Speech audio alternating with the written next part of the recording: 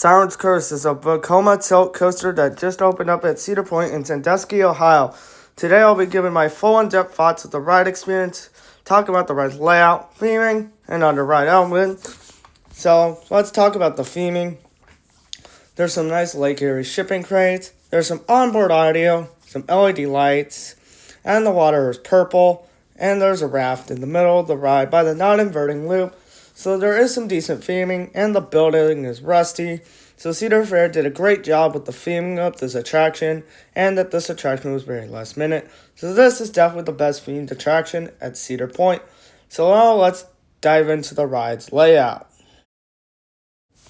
So you go up your lift hill relatively fast. You don't get to take in the view for long until you're on the tilt track, which this tilt track is mainly good in the back row, because you do hang there for quite a while. You still get some decent hanging in the front row. You also get some great floater airtime. If you're sitting in any row of the train, you can get some phenomenal floater airtime. I wouldn't really call it ejector airtime. It's not really ejector airtime on this ride. I would say it's mainly floater airtime, but it's still some good quality airtime that anybody can possibly enjoy. This drop is mainly good in the back, but this drop's not half bad in the front row. Then you go into the flash turnaround, which offers some great floater airtime for all riders on the train, mainly good in the back. Then you get some nice whip for this barrel roll. Then you go into the triple down, which you get some nice flojector airtime. I wouldn't really call it ejector, but it's pretty close. Then you go into the non-inverting loop, which gives some great airtime and laterals. Then you go into another switchback. Then into the final barrel roll, which gives some nice whip and laterals. And then you go into some more turns, which end out the ride.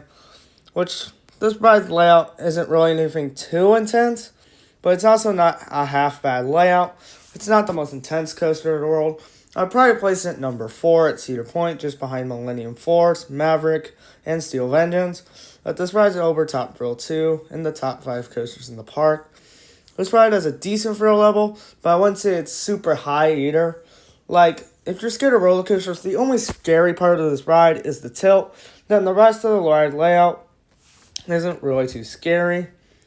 So this ride's gonna get an 8 out of 10. I think this is actually a half decent coaster.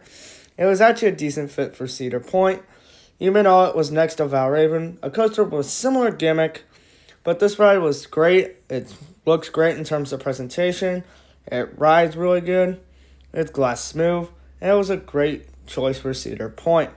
So that will wrap it up for today's video. Please be sure to like, share, and subscribe. And I'll see you all next time.